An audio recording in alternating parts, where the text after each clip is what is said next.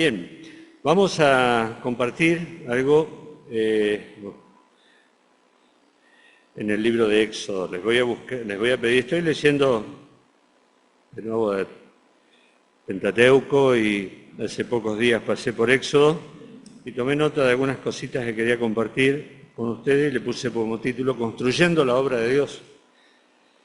En el libro de Éxodo se dan muchas, quizás muchos no estén muy familiarizados con lo que vamos a ver, o sí, quizás lo hayas leído muchas veces. Allí está cuando Dios le encomienda a Moisés la construcción de una tienda de campaña, una habitación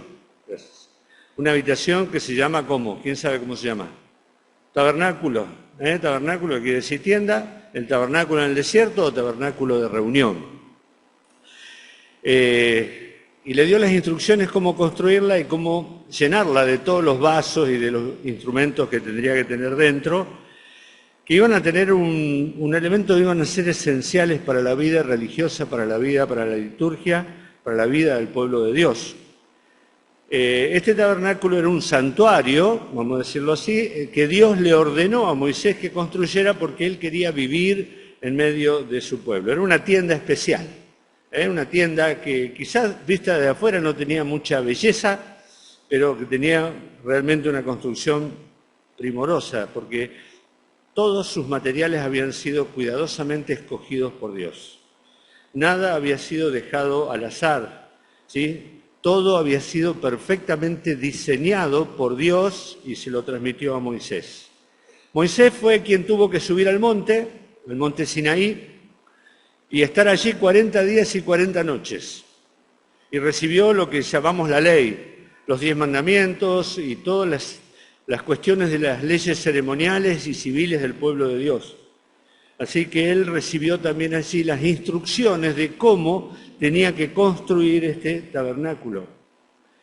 Y este tabernáculo iba a estar en vigencia aproximadamente 450 años, hasta que, llegado Salomón, iba a construir un templo que lo reemplazaría. El templo de Salomón tendría las mismas habitaciones, pero distintas dimensiones, se le agregaban otras cosas más que seguramente Dios le reveló a Salomón mediante la sabiduría que le dio. Se sale del modelo original del monte, pero es de acuerdo a la voluntad de Dios. Pero bueno, vamos a ver para qué servía este tabernáculo, y servía para que Dios habite en medio de su pueblo. Fue una promesa que Dios le hizo a Moisés. Si ustedes ven en el capítulo 25, verso 8 de Éxodo, allí Dios le dice a Moisés: harán un santuario para mí y habitaré en medio de ellos. Entonces el tabernáculo era un santuario para que Dios habite en medio de ellos, y Dios le prometió a Moisés que iba a habitar en medio de su pueblo. Ahora, esa promesa casi se rompe cuando el pueblo de Israel, mientras Moisés estaba en el monte, abajo hizo un becerro de oro y lo comenzaron a adorar. Entonces Dios dijo: no, este pueblo realmente es duro de corazón, de cerviz, no conviene que vaya con ellos. Y Moisés intercedió en favor de su pueblo y finalmente Dios sí habitó en ese tabernáculo. Ahora pensemos en qué habitación puede contener a Dios. Dice Salomón, cuando está construyendo el templo, dice: ¿es verdad que Dios morará sobre la tierra? He aquí que los cielos de los cielos no te pueden contener. ¿Cuánto menos esta casa que yo te he dedicado? Y el templo de Salomón era fastuoso, era hermoso. ¿Cuánto más ese tabernáculo, que era una tienda, ¿sí? También allí podía contener a Dios. Esa tienda, entonces, aunque transitoria, porque vimos que luego fue reemplazada, sería fundamental para la historia del pueblo de Israel, o sea, para la historia de la redención de la humanidad, porque del pueblo de Israel vino el Señor Jesucristo, el Salvador. Esa salvación que hoy gozamos tiene un antecedente muchos años atrás, y ese tabernáculo tenía mucho que ver con la historia de la salvación. La promesa que Dios le hizo a Abraham 2000 años antes de la cruz ¿sí?, se llevaría adelante a lo largo de esos 2000 años y el tabernáculo era un elemento fundamental porque Dios habitaría en medio de su pueblo. El Dios altísimo, el que habita las alturas, la santidad, la majestad, condescendería, ¿sí?, a vivir en medio de un pueblo pecador y los acompañaría en el desierto hasta llegar a la tierra prometida. Y luego los guiaría en sus primeros años y sería el centro de adoración hasta que el nuevo edificio, el permanente, el templo, lo reemplace. Así que ese tabernáculo sería fundamental para el pueblo de Dios. Ahora, el estudio del tabernáculo en el desierto es un estudio que excede por lejos lo que quiero decir hoy. Este mensaje realmente es hermoso poder considerar, porque todo el estudio del tabernáculo, desde la construcción, desde los materiales, el simbolismo, todo habla del Señor Jesucristo. ¿Sí? Algún día quizás lo volvamos a tomar, alguna vez lo hicimos ese estudio, pero no quiero referirme en este momento a eso, sino que quiero que pensemos en algunos principios que Dios dio a conocer a su pueblo para construir ese tabernáculo. Principios sobre la manera en que se hace la obra de Dios. Seguramente el día de hoy cambiaron todas las cosas en cuanto a la liturgia y en cuanto al acercamiento a Dios. Y aquella tienda, aquel sistema levítico ya quedó caduco. El templo también no tiene sentido, ¿verdad? Pero Dios no ha cambiado. Dios no ha cambiado. Y sigue siendo el Dios altísimo el que condesciende a habitar entre su pueblo y desde Pentecostés dentro de su pueblo. Así que estos principios son, creo, muy necesarios para recordar a un comienzo de año, cuando todas las actividades están por delante, cómo se hace la obra de Dios. En primer lugar, la obra de Dios se hace de acuerdo al modelo diseñado por Dios. Hay un modelo. Vamos a leer un texto en capítulo 26, verso 30.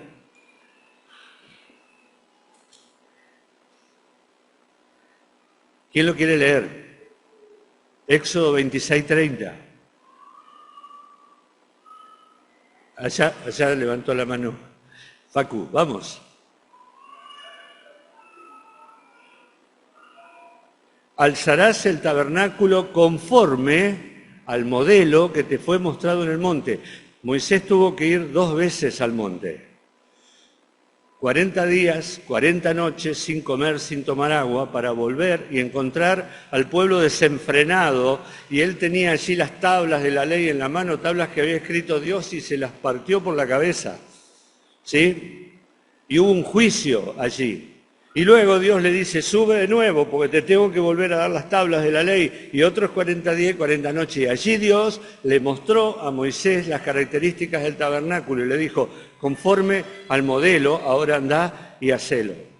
Nada quedó para la imaginación de Moisés.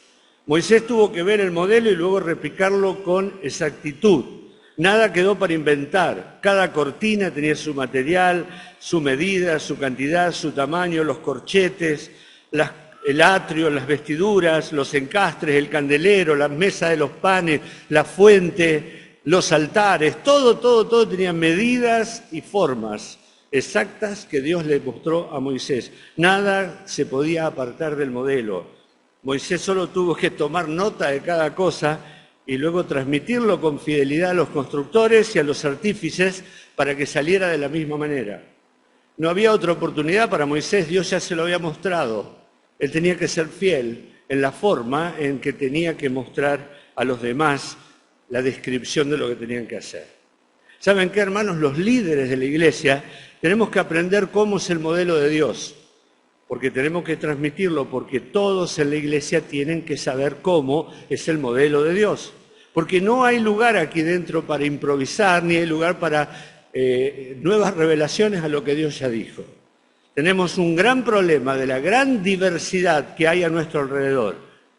En muchas iglesias ocurren muchas cosas que no están de acuerdo al modelo de Dios. Y muchos de nosotros tratamos a veces de introducir cosas que no son de acuerdo al modelo de Dios. En primer lugar, el modelo de Dios tiene la centralidad en la Biblia.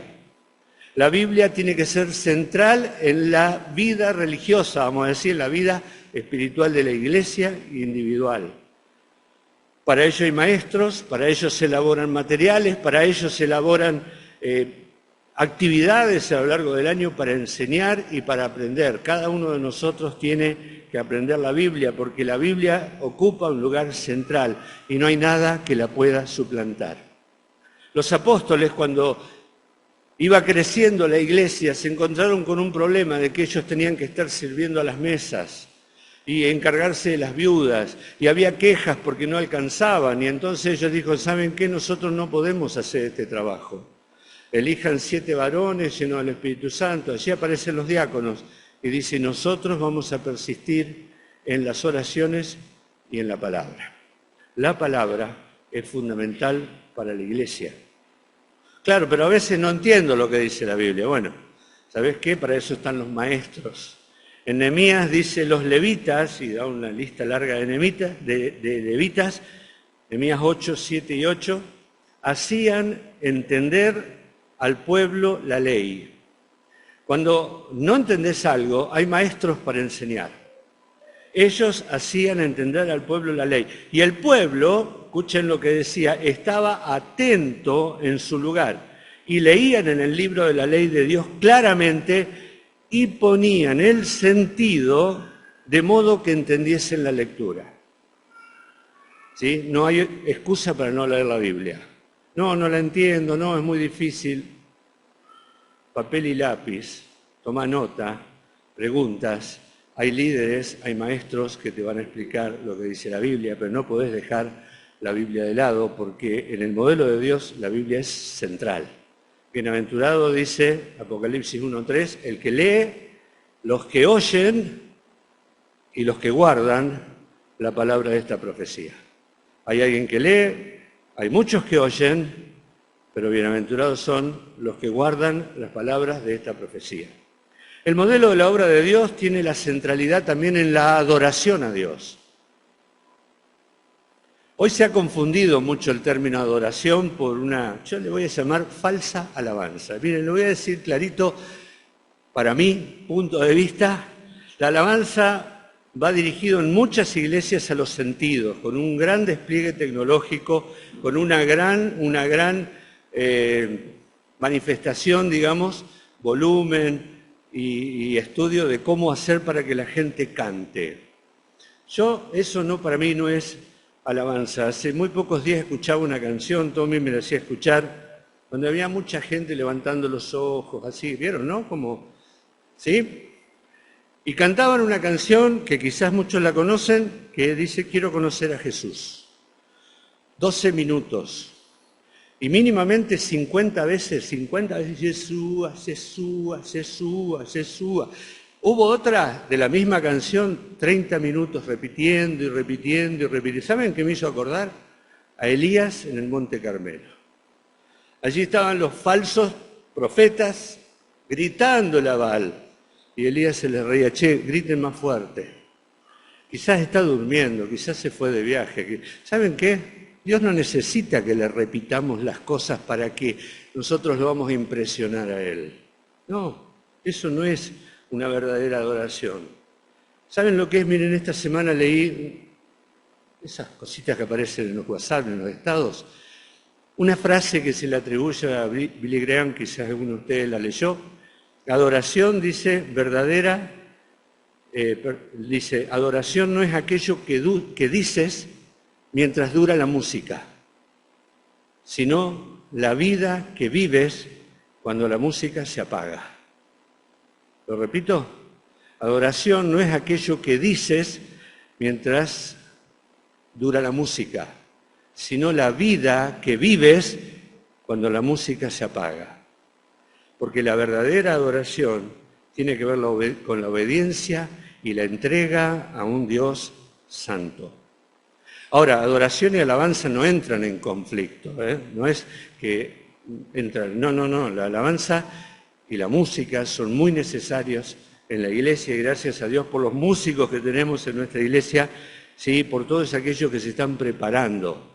Pero la música no tiene que ir dirigida a los sentidos, sino que la música tiene que ser dirigida al mensaje, y el mensaje tiene que estar espiritual. Ustedes saben que se puede dirigir el canto y hacer cantar a la congregación y vivir vidas de pecado.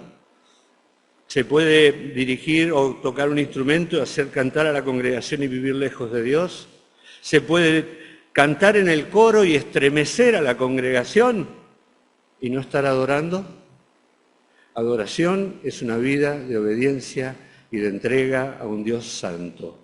No tiene que ver tanto con lo que decimos, Pues acá adentro todo el mundo sí, tiene que ver con lo que vivimos. Esa es la adoración que Dios busca. Dios busca verdaderos adoradores que le adoren en espíritu y en verdad. La obra de Dios, sí, en la obra de Dios, el modelo de Dios, la adoración es central. El servicio en la obra de Dios es una consecuencia de un corazón que se entrega en agradecimiento a un Dios que lo rescató. El servicio no es un fin en sí mismo, ¿sí? Es cierto, hay dones que Dios nos ha dado, pero el uso de los dones tiene que ser el resultado de una vida consagrada. Hoy mi vida entrego a ti, Señor, para ser un obrero de valor. Quiero siempre a ti servir y así con gozo, así vivir, aquí vivir, esperando me llames junto a ti, lo acabamos de cantar. El servicio tiene que ser el resultado de una vida consagrada. Pronto vamos a llamar y van a aparecer, vamos a decir quién quieren trabajar en la escuelita bíblica, quieren trabajar en los preadolescentes, adolescentes, y aparecen muchas veces personas que no se congregan en enero y febrero, ¿sí? Y que pareciera que no necesitan estar aquí dentro de la iglesia. Bueno, ojo con esto, el modelo de Dios es que el servicio no es un fin, el servicio es el resultado de una vida consagrada. En el modelo de Dios, la reverencia en la obra de Dios también es fundamental, porque Dios sigue siendo Dios. Cómo nos vestimos, cómo nos sentamos, cómo venimos, ¿sí? Mira, en el pueblo de Israel no tenían que decirle nada de la reverencia. Ellos vieron al monte temblar. Ellos vieron al monte temblar. No le vayas a decir a ellos, ojo, Dios es santo, no te acerques al monte. No, estaban lo más lejos posible, ¿sí? Ellos sabían que Dios es fuego consumidor. Estamos en la reunión, estamos delante de un Dios santo. Primer punto, entonces, la obra de Dios se hace de acuerdo al modelo de Dios. La segunda es, la obra de Dios se hace con las ofrendas voluntarias del pueblo. Vamos a Éxodo 35, versos 20 y 29, porque todos los materiales que se usaban para el tabernáculo no salían del desierto. No había madera, no había oro en el desierto, no había telas, no había bronce.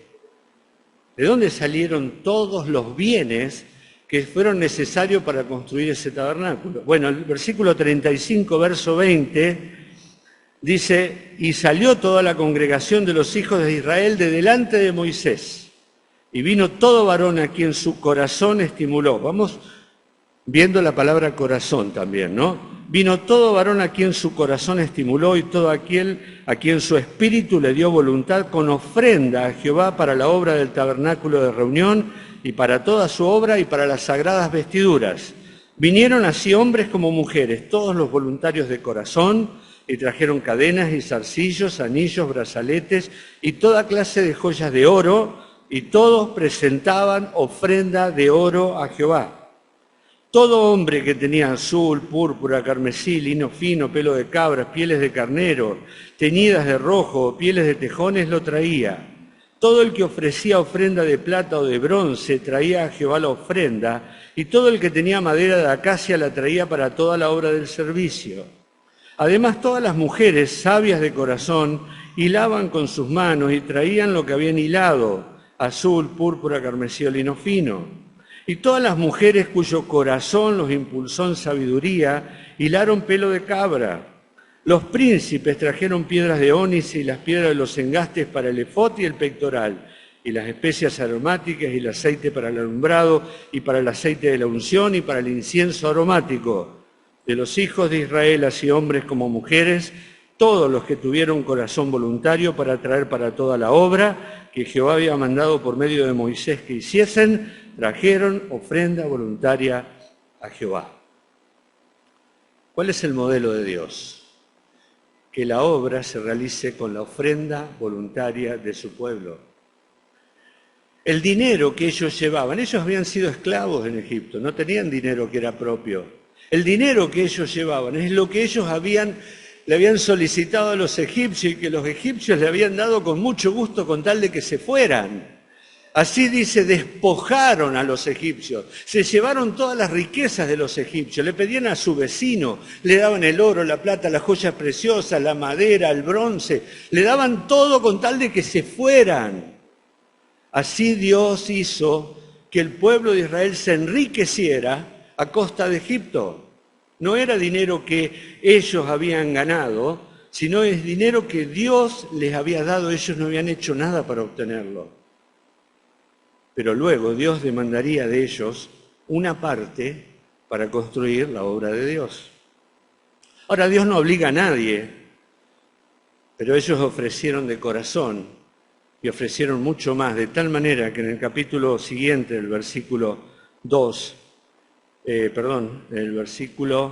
2 al 6, dice el verso 6, por favor, no traigan más. Ya está, dejen de traer ofrendas. Miren si pasara eso, ¿no? ¿Sí?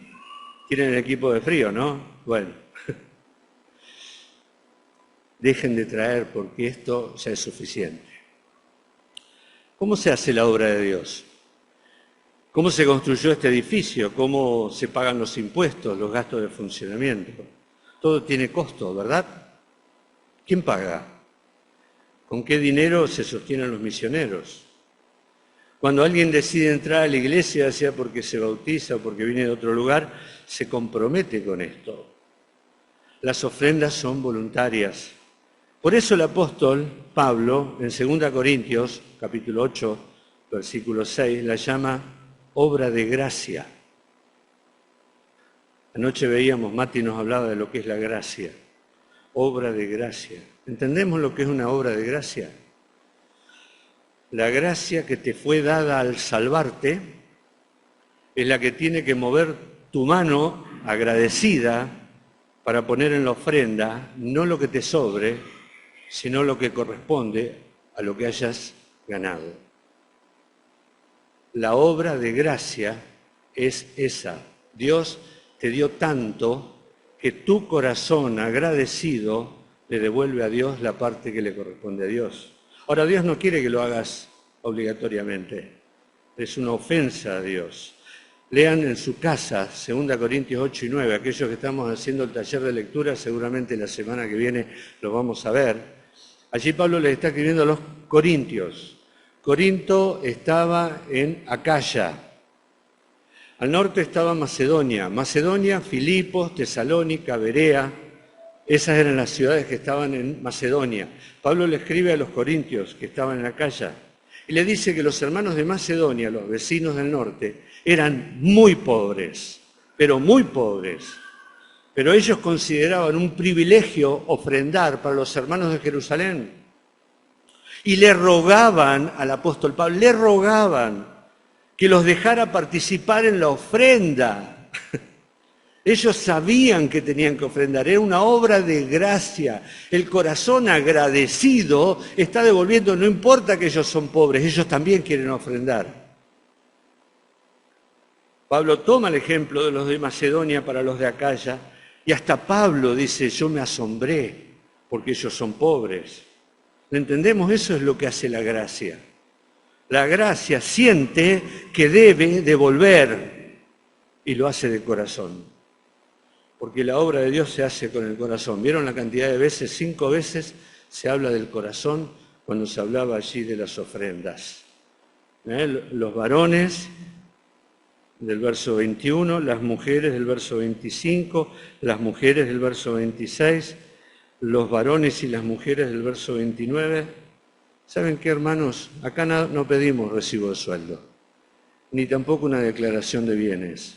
No queremos hacerlo. Porque si Dios no mueve tu corazón, tu dinero no importa. Dios no necesita tu dinero. Dios necesita tu corazón. Y un corazón agradecido va a ofrendar.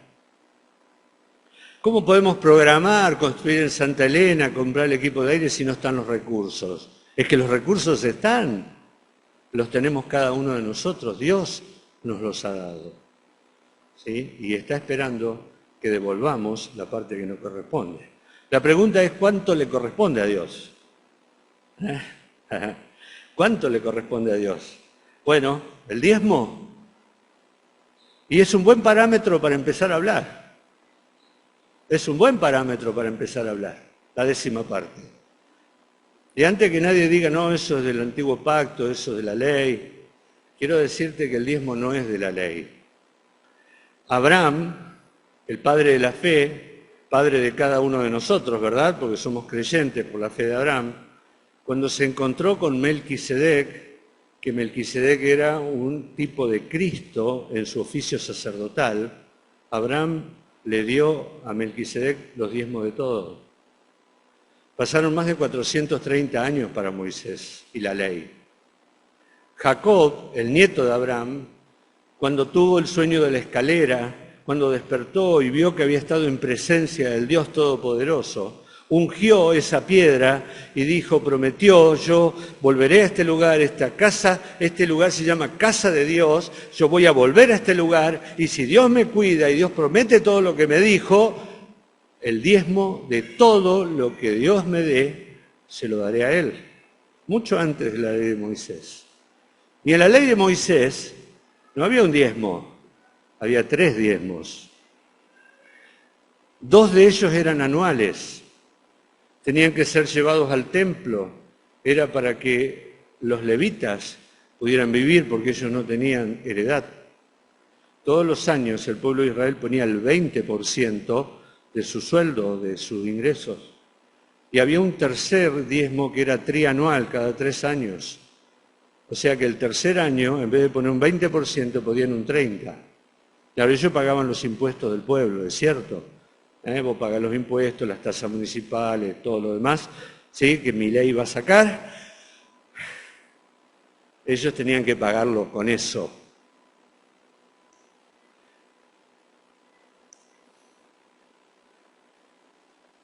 Mínimamente tiene que ser el diezmo. El diezmo y las ofrendas, que eran cosas distintas. No hagamos negocios con Dios. Aprendamos eso. Leamos el libro de Ageo y el libro de Malaquías. Y vamos a ver ahí lo que le pasaba al pueblo de Israel, por qué no ofrendaban o porque habían detenido la obra de Dios. El libro de Ageo es porque habían puesto otras prioridades. Construían sus casas y la casa de Dios estaba deshabitada y no había sido terminada. La obra de Dios había sido abandonada y el pueblo trabajaba en sus trabajos y ganaba el dinero y el dinero se les iba. Y dice Dios, ¿saben por qué se les va? Porque ustedes viven en sus casas, pero mi casa está deshabitada. Meditad en vuestros caminos, le dice Dios a través de Ageo. Mediten. Desde el día que pusieron el cimiento, yo los bendeciré. Pero el libro de Malaquías habla de las ofrendas.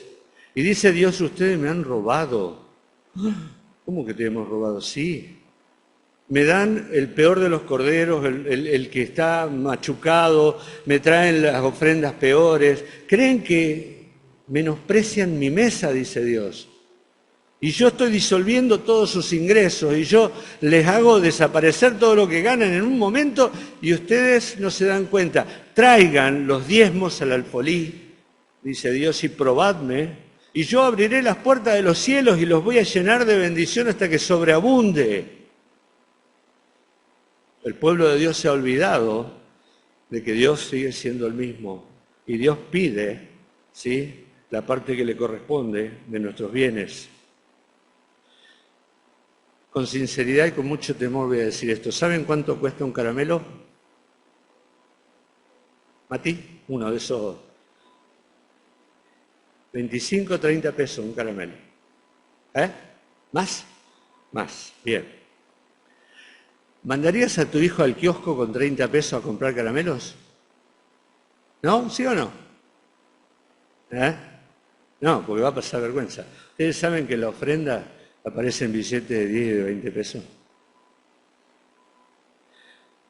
Con mucho dolor lo digo. No estoy diciendo, no me hablen de las dos blancas de la viuda. Nadie en esta situación acá. Ahora, si le vas a dar a tu hijo un billete para que ponga, porque probablemente sea eso, para que ponga en la ofrenda, no le des un billete de 10 y de 20, porque ¿qué le estás enseñando? Que las ofrendas se puede dar a Dios cualquier cosa. Y David dice, yo no voy a dar algo a Dios que no me cueste. ¿Sí? Yo no le voy a dar algo a Dios que no me cueste. Hermanos, miremos hacia nuestro interior porque la obra se hace con las ofrendas.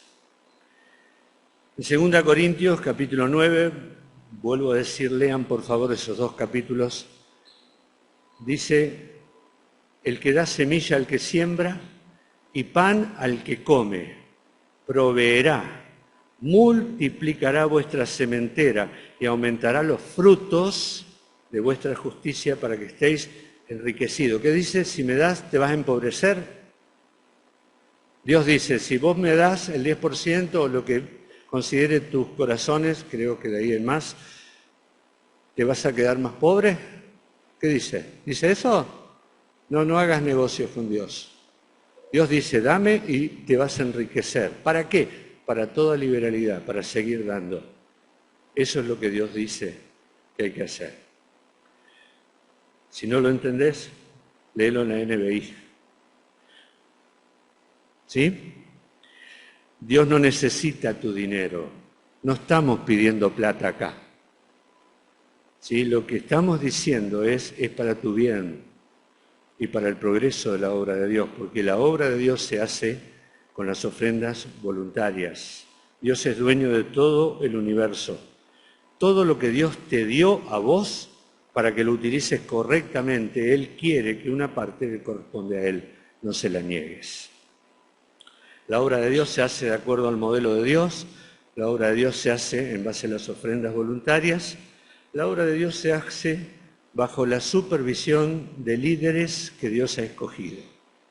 Capítulo 35, del verso 30 al 35, no lo vamos a leer, pero allí dice, Jehová ha nombrado a Bezaleel, Jehová lo ha llenado del Espíritu de Dios para proyectar diseños, para trabajar, y ha puesto en su corazón el que pueda enseñar.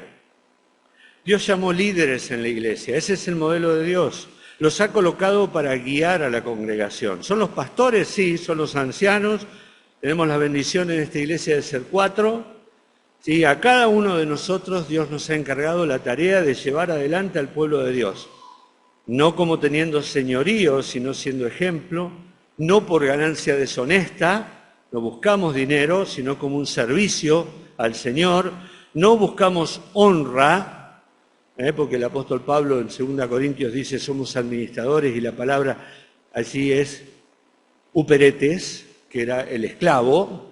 No buscamos honra, sino como administradores de bienes ajenos por los que habremos de dar cuenta, no por fuerza, voluntariamente, velando por las almas, porque habremos de responder por ellas. Pero también hay otros líderes que Dios está levantando en la iglesia. ¿Sí? Líderes en diferentes ministerios, líderes a los cuales la iglesia está viendo crecer, de jóvenes, de preadolescentes, de escuela bíblica, en un ámbito menor, pero ellos también en sujeción a los ancianos ejercen un liderazgo que debe ser reconocido. Hay dos palabras que siempre resultaron difíciles de aceptar en todos los ámbitos, y es la palabra supervisión y sujeción. A nadie le gusta que lo supervisen y nadie quiere estar sometido a otro o sujeto a otro. Pero ¿saben qué? Existen muchos peligros que acechan a la iglesia de Dios. Entonces, a veces el enemigo se viste de oveja, ¿verdad? Y se mete acá adentro para alimentarse. A veces la influencia del mundo comienza a socavar la integridad de la familia. Los líderes tienen que tener suficiente visión y sabiduría para sobrever la situación y anticiparse a los problemas. Cuando la levadura ingresa a la masa, ¿qué pasa, Aide? Todo se leuda y hay que trabajar rápidamente para evitarlo. La levadura en la Biblia es símbolo del pecado. ¿Qué dice el escritor de los Hebreos? ¿Qué le escribe a los lectores? Verso 7 del capítulo 13. Acordaos de vuestros pastores que os hablaron la palabra de Dios, considerad cuál haya sido el resultado de su conducta e imitad su fe. No sé si estos pastores ya habían sido muertos o no. Acuérdense de ello. Pero el verso 17 habla de los que están vivos. Dice, obedeced a vuestros pastores y sujetaos a ellos porque velan por vuestras almas como quienes han de dar cuenta, para que lo hagan con alegría y no quejándose porque esto no es provechoso. Y Pedro dice, igualmente jóvenes, estad sujetos a los ancianos y todos sumisos unos a otros, revestidos de humildad. La obra de Dios necesita líderes. Ellos no son superhombres como veíamos anoche, ¿sí? No son superhombres, no lo somos. Tenemos debilidades, como todos, y llevamos sobre los hombros una tarea muy grande, muy extensa. Necesitamos gracia para poder hacerla y comprensión por parte de la Iglesia, que también nos debe o les debe a los líderes sujeción, porque eso es lo que ha establecido Dios. Y en cuarto, último lugar, la obra de Dios se hace con el corazón. ¿Sí? 36:2 dice, Moisés llamó a Bezaleel y a Oliab y a todo varón sabio de corazón, en cuyo corazón había puesto Jehová sabiduría.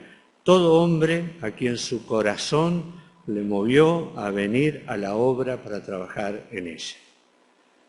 Principio fundamental. ¿Cómo puede haberse llevado adelante la obra de Dios desde tiempos antiguos? ¿Cómo puede un hombre dedicarse a servir a Dios cuando hay tantas cosas que le podrían interesar hacer? ¿Cómo es que dejas tu casa para congregarte con tanto calor? ¿Por qué sufrís la pérdida de oportunidades que el mundo aprovecha por servir a Dios?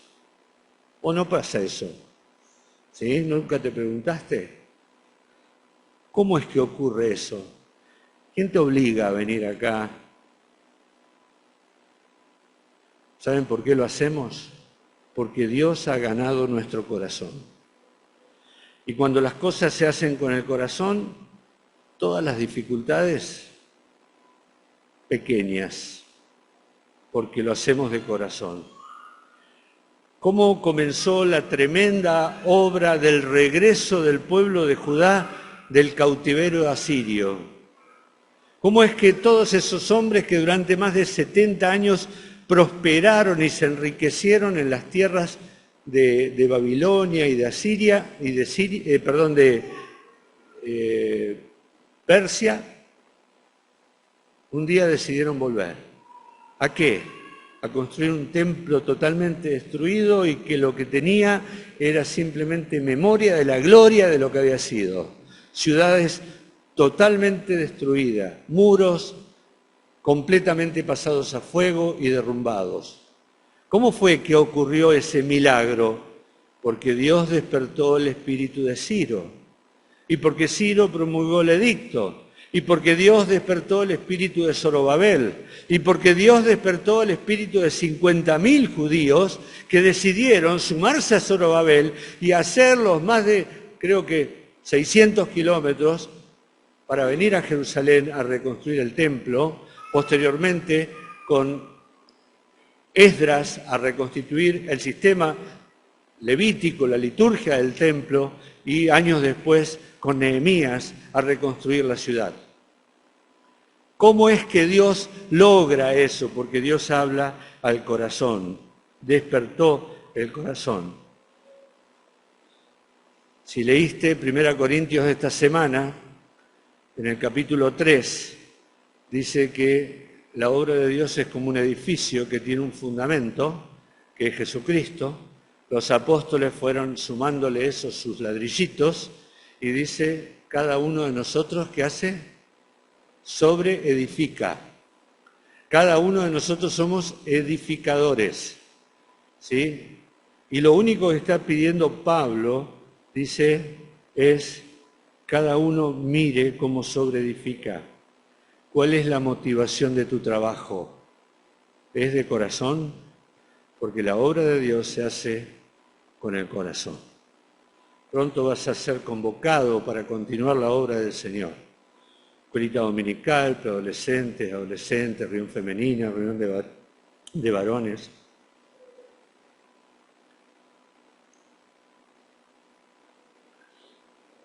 ¿Te estás preparando? ¿Te estás preparando para este nuevo año de servicio? Que el Señor te haya sirviendo, o que este año te haya sirviendo en la obra de Dios, construyendo a la par.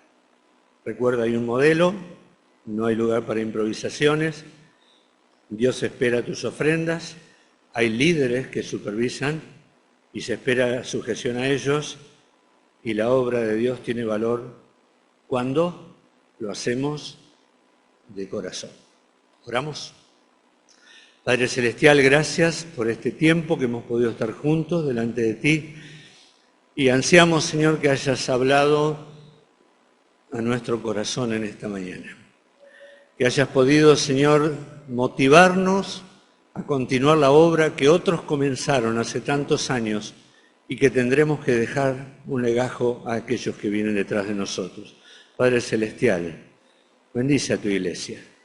Ayúdanos a entender cómo se construye la obra de Dios para poder trabajar sobre ella. Gracias, en el nombre de Cristo Jesús. Amén.